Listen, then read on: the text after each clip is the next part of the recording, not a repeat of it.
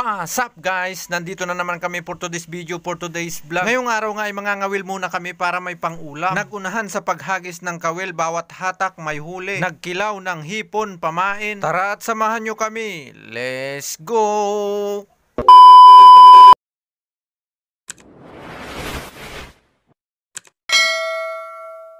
Yo! Kumusta mga kabule? Dito ngay maaga na kaming pumunta dito sa palengke para bumili ng aming hipon pamain na aming gagamitin sa pamimingwe. Bumili na nga lang kami ng aming pamain dito sa palengke dahil tinatamad nga kaming magsarap doon sa kanipaan. Dahil kung kami pa nga mismo ang kukuha ng aming pamain na hipon ay tanghali na nga kami makakapunta ng dagat kaya bumili na lang kami. 100 pesos nga ang bili namin dito sa dalawang plastic, mura kasi maraming dumating. Bumili na nga rin ako ng Dutch Mill Butchoy dahil nagpapabili siya sa akin. Pagkatapos nga namin nabili lahat itong palengke ay umuwi na kami dahil pupunta pa nga kami ng dagat para mamingwit. Ang kasama ko pala ngayong araw ay si Cords na kasama ko palagi tuwing ako ay namimingwit. Nakauwi na nga kami at binigay ko na yung pinabiling Dutch Mill Butchoy. Abot tinga na naman ang ngiti niya dyan. Por Diyos.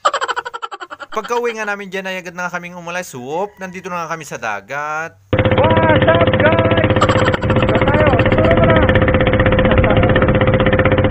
Nakawin muna tayo ngayon mga bro, mga idol. Walang maulam si Cords. Lutay mga idol kayo, lutay. Mahangin pa, sana mawala yung hangin hanggang mamaya para ano, may makuha naman kami na idol Cords. Okay naman na idol Cords. Good, stay out.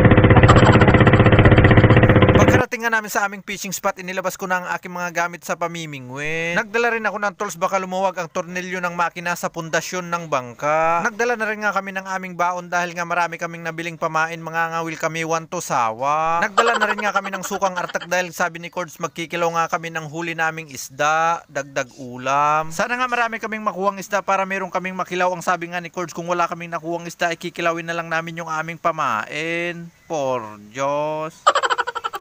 Itong aming ginagamit na kawil ay nilalagyan nga namin ng tingga para lumubog sa ilalim ang aming pamain. Pagkahagis ko nga ng aking kawil ay agad ko ring hinila dahil nga may kumain, may nahuli agad akong isdang rugso. Kuhanan ko nga daw ng video si Cords dahil meron na siyang nakuha para makita naman sa camera na meron na siyang nakuha. Maganda-gandang spot nga itong aming napundaan dahil nga pagkahagis pa lang namin ng aming mga pamain agad nang dinadawi ng mga isda. Nakahuli nga na naman ako ng isdang rugso, agad ko nang tinanggal para hindi na makawala. Dahil nga buhay na buhay ang aming pamain na hipon kaya agad kinakain ng isda, agad nilang tinitilmon. Nakahuli nga rin ng isdang rugso si Cords, ang gamit niyang pamingwit ay fishing rod. Dahil nga napakaraming isda dito sa aming fishing spot na napuntahan ay nag-uunahan na nga kami ni Cords maghagis ng aming kawil. Bawat hagis nga namin ng aming kawil, bawat hatak may laman, sayang nga lang hindi namin nakuhanan lahat ng video. Dahil nga kung kukuhanan natin lahat ng video ay sobrang haba nitong video, baka abutin tayo hanggang Parbangon. Sa kasagsagan nga ng pananalasa ng mga isda ay hindi na namin naramdaman ang oras, dito nga ay tanghali na. Dahil nga tanghali na, naramdaman na namin ang gutom, mangantan. Ang sabi ni Cords, ito nga pala ang nakuha naming isda. Meron na rin oh, pwede na rin oh. Hindi na masama oh. Oy, all. Baka tumalon tayo no. Oh, may dami pang hipon na natira oh. Yan nakuha ni Idol GM. Pwede na.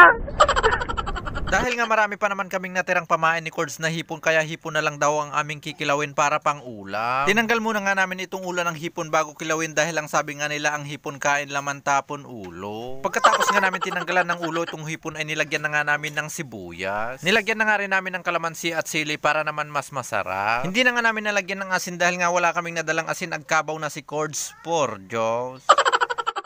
Habang tinitimpla nga ni Cords itong aming kinilaw na hipon na inilabas ko na itong aming baon ice cream kanin lamig kilaban flavor. Nagbaon na nga rin ako ng isang pirasong isdang pre-1 na nakuha ko kahapon. Tinanggalan na nga ng pin ni Cords itong baon namin dilata, senyalis na magsisimula ng bakbakan, tara kain tayo mga kabule. Piners bite na nga namin itong kinilaw naming hipon, ayos na ayos ang sabi ni Cords.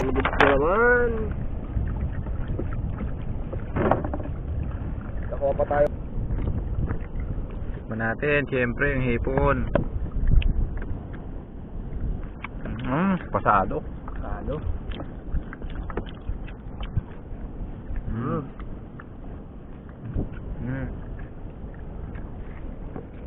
Sinikman na ni Cords. Yun. Por Diyos. Good.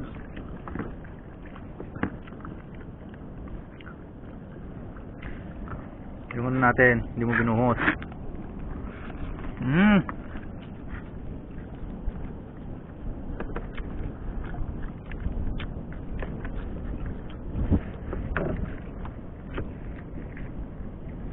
Maraming salamat mga kabuli sa inyong walang sawang pagsuporta. Maraming salamat ulit mga kabuli dahil pinanood nyo na naman itong aming munting palabas hanggang dito sa kasulok-sulukan. Bago matapos itong aming video ay gusto ko lamang humiling sa 7 Dragon Ball. Sana ay muli nyong i-like at i-share itong aming video. At kita-kits na lang tayo sa aming susunod na episode. Goods na, uwi na. Ayun na, bye-bye.